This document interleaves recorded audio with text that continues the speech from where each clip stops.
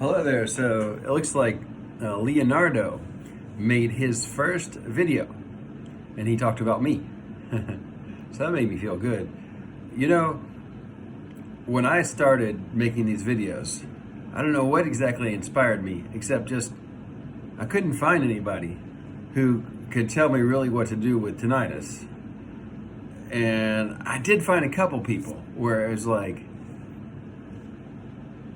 one lady was saying, yeah, I just habituated to it, and if it were to go away tomorrow, it wouldn't change my life all that much. And I'm like, well, how did you do that? You know? And what's this habituation thing? And it was just something that was mysterious. So I got the crazy idea.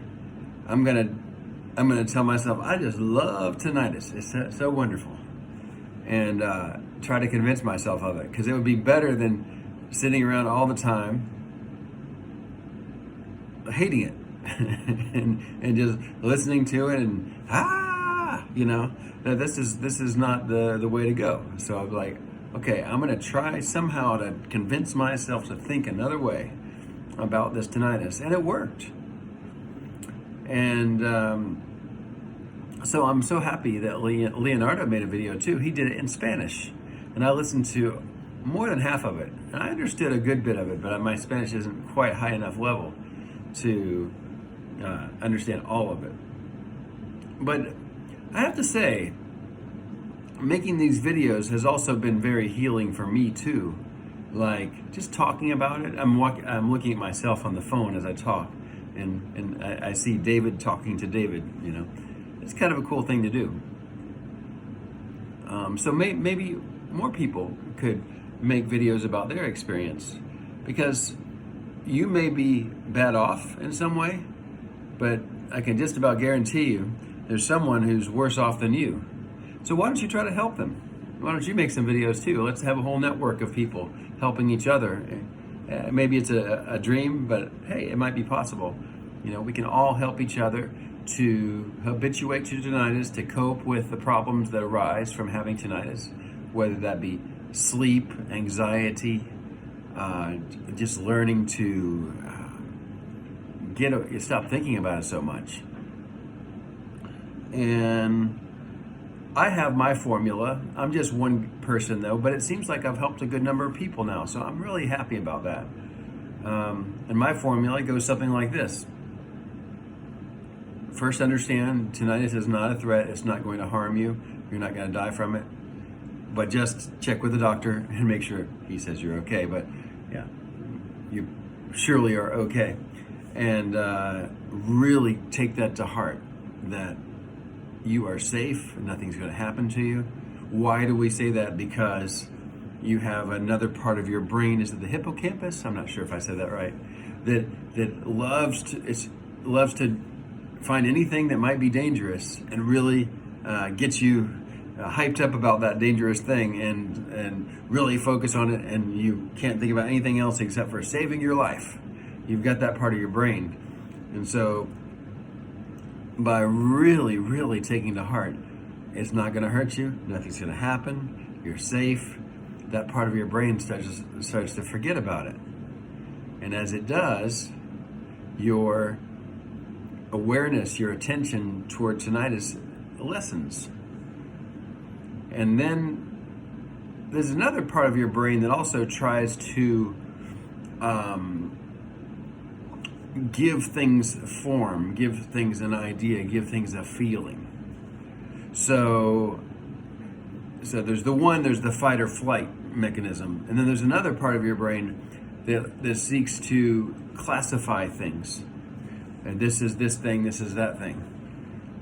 And what we want to try to do here is we want to classify tinnitus as a good thing. I know you don't want to do that. You're resistant to do that. But if you could do that, then you will knock your tinnitus down yet another notch. So probably so much so that you don't notice it anymore.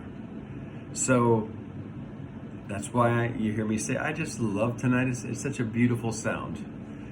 Or I don't care about it. It doesn't bother me. I don't have, I've got better things to do with my time than sit here and think about tinnitus.